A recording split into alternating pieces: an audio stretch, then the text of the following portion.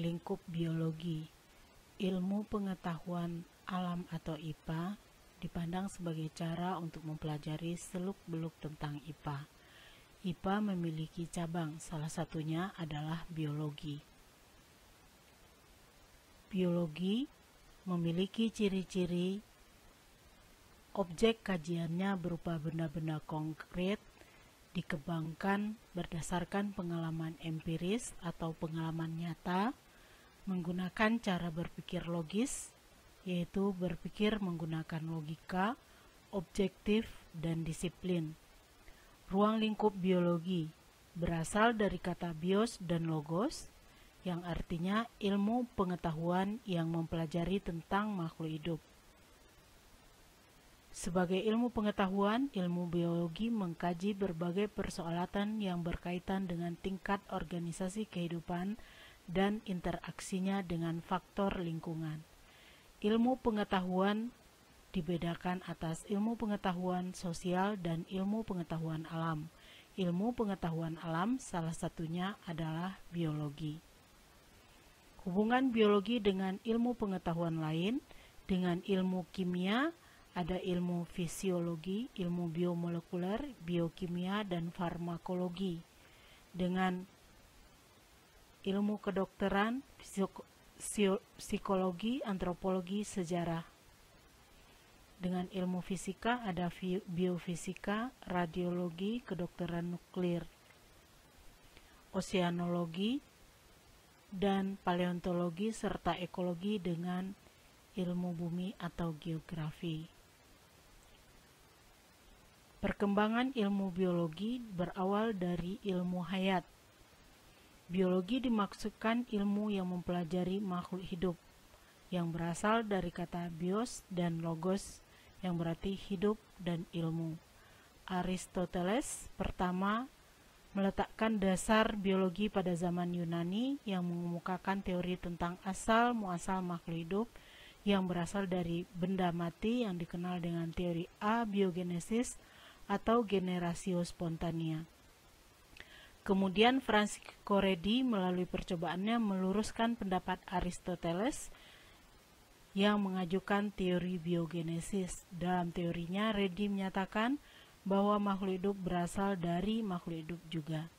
Teori tersebut diperkuat oleh Lazzaro Spallanzani.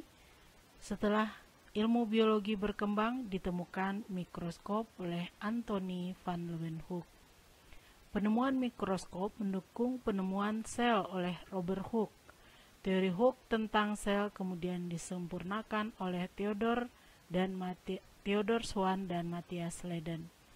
Perkembangan berikutnya muncul teori evolusi yang dikemukakan oleh Charles Darwin, yang mengetengahkan teori evolusi melalui seleksi alam dalam bukunya The Origin of Species atau Asal-usul Spesies. Selanjutnya, perkembangan ilmu yang mempelajari pewarisan sifat makhluk hidup atau genetika dipelopori oleh George Mendel. Contoh penerapan ilmu genetika adalah di dunia kedokteran, yaitu terapi gen. Biologi terus berkembang seiring penemuan-penemuan baru terkait ilmu pengetahuan dan teknologi. Contohnya perkembangan mikroskop. Dengan dukungan teknologi, kajian biologi pun mengalami perkembangan. Muncul pertemuan baru seperti biologi molekuler dan bioteknologi.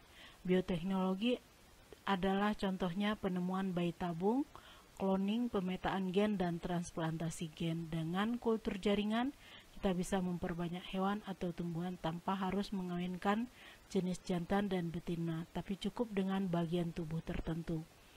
Contohnya adalah kultur jaringan tumbuhan yang dilakukan pada tanaman tembakau, anggrek, dan jenis-jenis lain yang memiliki nilai ekonomi. Akibat perkembangan teknologi makin pesat, saat ini biologi sudah merambah ke hal-hal yang dulu tidak mungkin dilakukan. Biologi akan selalu berkembang sesuai dengan perkembangan ilmu pengetahuan dan teknologi. Objek-objek biologi, sel adalah kesatuan hidup terkecil. Jaringan adalah sel-sel serupa yang memiliki fungsi khusus. Organ adalah kumpulan jaringan-jaringan yang secara bersama melakukan fungsi tertentu. Sistem organ, kumpulan organ yang memiliki fungsi yang berkaitan. Individu adalah berbagai sistem organ yang bekerja sama melakukan kegiatan kehidupan. Populasi, kumpulan individu-individu dari organisme sejenis yang hidup dan berkembang biak pada suatu tempat tertentu. Komunitas adalah populasi-populasi dari berbagai jenis organisme yang berinteraksi pada suatu tempat tertentu.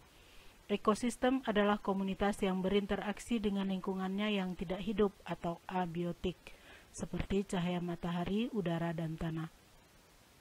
Biosfer adalah keseluruhan ekosistem di bumi yang sering berintegrasi langsung atau tidak langsung. Tema persoalan dasar yang dikaji dalam biologi adalah biologi atau sains, sejarah konsep biologi, evolusi, keanekaragaman, genetika, organisme, perilaku, struktur fungsi, dan regulasi. Objek biologi meliputi seluruh makhluk hidup. Pada awalnya ada 3 ragam kingdom, yaitu plante, animalia, dan protista. Sejalan dengan perkembangan ilmu pengetahuan, ragam objek biologi juga berkembang. Klasifikasi makhluk hidup dibagi 3 kingdom semenjak akhir abad ke-19 dan berubah menjadi 5 kingdom, yaitu plante, animalia, protista, dan fungi. Dalam perkembangan terakhir berubah menjadi 6 kingdom, plante, animalia, protista, fungi, eubakteria, dan archaea. Objek materialnya memandang objek materi yang dibahas, makhluk hidup, makhluk yang pernah hidup atau fosil, bakteri sebagai makhluk hidup, tapi struktur dan fungsi bakteri merupakan objek formal. Struktur biologi. Biologi dibedakan atas bidang kajian botani, ilmu yang mempelajari tentang tumbuhan, zoologi, ilmu yang mempelajari tentang hewan. Biologi murni pada pokoknya dibagi dalam 2 kelompok berdasarkan pendekatan lapisan vertikal, ini berdasarkan objek dan keratan taksonomi untuk memudahkan memahami dibentuk dalam lapisan kue. Objeknya di sini adalah morfologi, fisiologi, genetika, ekologi, dan lain-lain. Sedangkan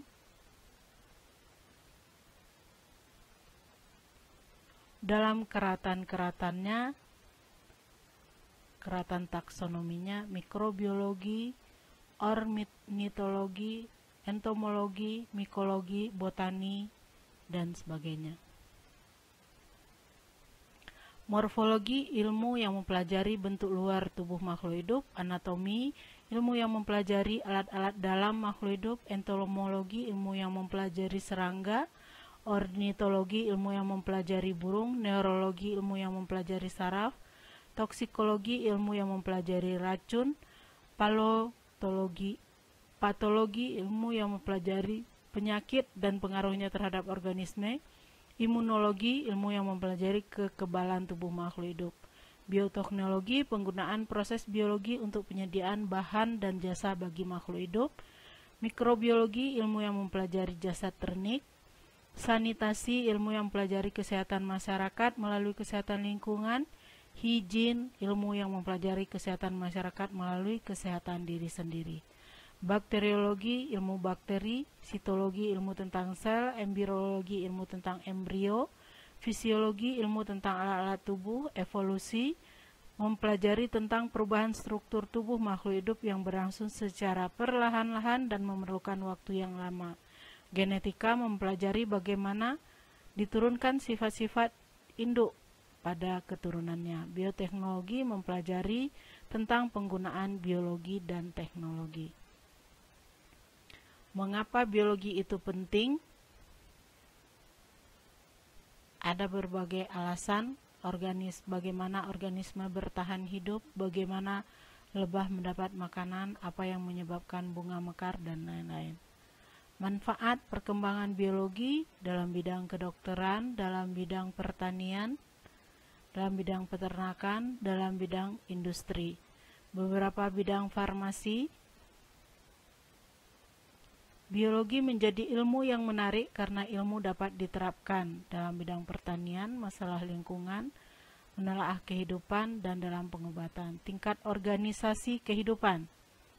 Tingkat molekul. Tingkat molekul berbagai jenis molekul yang menjadi penyusun tubuh makhluk hidup. Misalnya, air, protein, lemak, karbohidrat, vitamin, DNA, dan RNA. Tingkat sel. Kajian biologi pada tingkat sel meliputi morfologi dan jenis sel, organ sel, fungsi sel, metabolisme sel, transportasi sel, serta cara berproduksi. Tingkat jaringan. Kajian biologi tingkat jaringan meliputi macam jaringan, komponen jaringan, fungsi jaringan, komponen penyusun jaringan, serta pembentuk jaringan. Tingkat organ. Kajian biologi tingkat organ meliputi jenis organ, penyusun organ, fungsi organ. Tingkat sistem organ. Pada tingkat ini meliputi penyusun sistem, fungsi, dan berbagai sistem, serta cara kerja sistem, serta kelainannya. Tingkat individu. Jenis individu, kedudukan individu dalam taksonomi, cara memperoleh makanan, dan lain-lain. Tingkat populasi. Kajian ini meliputi perkembangan populasi, kelahiran, kematian, dan perpindahan. Tingkat komunitas. Populasi, kondisi lingkungan, hubungan timbal balik, interaksi makhluk hidup yang satu dengan yang lainnya, dan cara beradaptasi. Tingkat ekosistem meliputi jenis ekosistem, komponen penyusun ekosistem, hubungan timbal balik antara makhluk hidup dan lingkungan, rantai makanan, jaring-jaring makanan, dan aliran energi, serta pengaruh pencemaran terhadap organisme dalam satu ekosistem yang tercemar. Tingkat bioma meliputi macam bioma, ciri-ciri iklim yang mempengaruhi, serta tumbuhan dan hewan yang khas dalam bioma. Sains memiliki pengetahuan atau mengetahui. Sains adalah proses untuk menemukan solusi terhadap suatu masalah. Proses pemecahan masalah melibatkan langkah-langkah yang sistematis yang dikenal dengan metode ilmiah. Ciri sains. Objek kajian konkret, mengembangkan pengalaman empiris atau nyata, mengembangkan langkah sistematis, hasil bersifat objektif, logis, dan universal. Metode ilmiah adalah suatu konsep yang didapat dari sekumpulan fakta yang berurutan sehingga didapat suatu kesimpulan yang dapat dipertanggungjawabkan sehingga diperoleh keterangan sebagai akibatnya. Metode ilmiah adalah cara tahapan yang dikerjakan oleh seorang ilmuwan dalam melakukan penelitian. Tahap-tahap metode ilmiah. 1. Menemukan masalah. Pengertian masalah adalah segala sesuatu yang masih mengandung pertanyaan untuk diselidiki guna mencari dan menemukan jawabannya. Syarat rumusan masalah. Rumusan masalah harus mempertanyakan hubungan antara dua variabel atau lebih. Rumusan masalah dan pernyataan penelitian harus dinyatakan secara jelas dan tidak menimbulkan penafsiran ganda. Rumusan masalah dan pernyataan penelitian harus dijawab secara empiris atau dengan pengamatan. Pertanyaan penelitian harus mempertanyakan karakteristik variabel, gejala, atau objek yang lainnya. Sesudah menemukan masalah, dilakukan observasi, yaitu kegiatan untuk mencari, menemukan, dan mengumpulkan fakta, keterangan-keterangan data. Petunjuk empiris adalah semua informasi yang diperoleh melalui observasi dari suatu kejadian. Observasi merupakan kemampuan menguraikan ciri-ciri atau mendeskripsikan suatu objek beserta perubahannya atas fakta-fakta yang diperoleh. Observasi kualitatif secara langsung menggunakan indera, bau, warna, wujud, suara, rasa. Observasi kuantitatif secara tidak langsung menggunakan alat bantu, misalnya mikroskop, lup, penggaris, dan teropong. Observasi meliputi mendeskripsikan atau menguraikan ciri-ciri suatu objek yang dilakukan dengan indera, ditaruh dalam tabel observasi, menggambar, mengukur, menghitung. Hipotesa adalah jawaban sementara terhadap masalah yang dibuat berdasarkan sekumpulan fakta. Hipotesa disusun berdasarkan hasil dari tahap kedua, yaitu tahap observasi. Hipotesa dibedakan atas hipotesa alternatif, yaitu hipotesa yang menyatakan adanya pengaruh dari variabel manipulasi atau terikat terhadap variabel respon atau bebas, atau adanya pengaruh positif dari X terhadap Y. Hipotesa nol yaitu hipotesa yang menyatakan tidak adanya pengaruh Variabel manipulasi atau terikat terhadap variabel respon, tidak ada pengaruh X terhadap Y. Tahap yang keempat adalah eksperimen atau percobaan.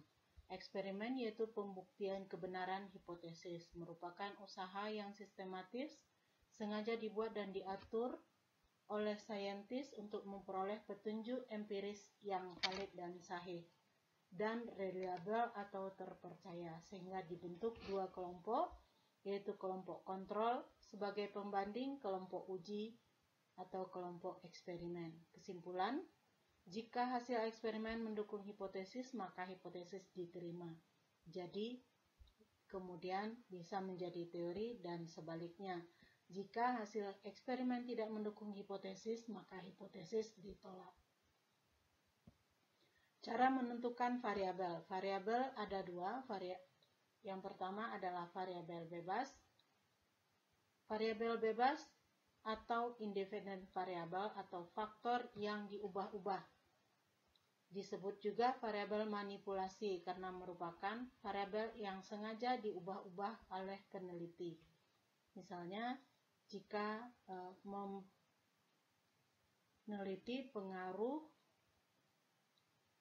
pupuk terhadap pertumbuhan tanaman, maka di sini yang diubah-ubah atau variabel bebasnya adalah jenis-jenis pupuknya. Variabel terikat atau dependent variable atau faktor yang ikut berubah tergantung pada perubahan variabel bebas. Disebut juga variabel respon, yaitu variabel yang berubah sebagai akibat pemanipulasian variabel manipulasi. Jika kita meneliti tentang pengaruh pupuk terhadap pertumbuhan tanaman, maka pupuknya dirubah-rubah atau jenis pupuknya dirubah, pupuk dianggap sebagai variabel bebas, sedangkan pertumbuhan tanaman ikut berubah ketika jenis pupuknya dirubah. Pertumbuhan tanaman adalah variabel terikat. Variabel kontrol yaitu variabel yang dapat mempengaruhi hasil eksperimen, tapi dijaga agar tidak berpengaruh. Misalnya kita melakukan penelitian tentang pengaruh pupuk terhadap pertumbuhan tanaman. Nah, selain dari pupuk, pertumbuhan tanaman juga bisa dipengaruhi misalnya oleh cahaya matahari. Maka cahaya matahari di sini di dalam penelitian harus dikontrol supaya kondisinya sama pada berbagai perlakuan. Jenis data, data kualitatif berupa uraian, misalnya data ciri suatu organisme, morfologinya, morfologi dari tanaman kuping gajah, bentuk, ukuran, warna misalnya. Data perkembangan tahap-tahap metamorfosis kupu-kupu. Jenis penyajian data dapat berupa skema atau uraian. Data kuantitatif berupa angka-angka, jenis penyajian dalam bentuk tabel, diagram, dan grafik. Menyajikan informasi atau data supaya dapat mudah dipahami. Data ditampilkan secara sistematif dan komunikatif. Misalnya tabel terdiri atas garis dan kolom. Di sini kita contohkan tabel detak jantung. Kemudian grafik merupakan bentuk dua dimensi dari dua variabel atau lebih yang diukur. Ini adalah bentuk grafik hari ke kemudian berat badan. Grafik garis dapat juga kita bentuk, yaitu buat dua sumbu saling berpotongan sehingga membuat ordinat dan absis, kemudian tandai kedua sumbu tersebut dengan nilai skala yang sesuai. Ini adalah contohnya dari grafik garis. Kemudian bagaimana menafsirkan data? Bentuk analisis dalam rangka memberi penjelasan terperinci tentang arti sebenarnya dari data tersebut.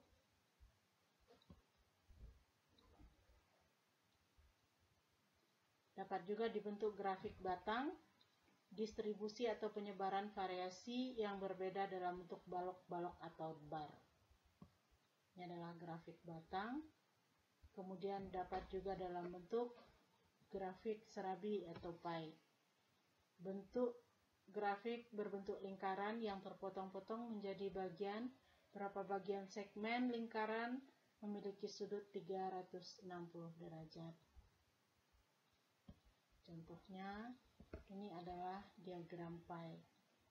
Kemudian histogram Hampir sama dengan grafik batang, hanya saja histogram panjangnya batang menggambarkan jumlah kasus atau frekuensi dalam suatu kejadian di sini. Jika ditarik garis ke kiri, nah panjangnya batang ini menentukan jumlah kejadian.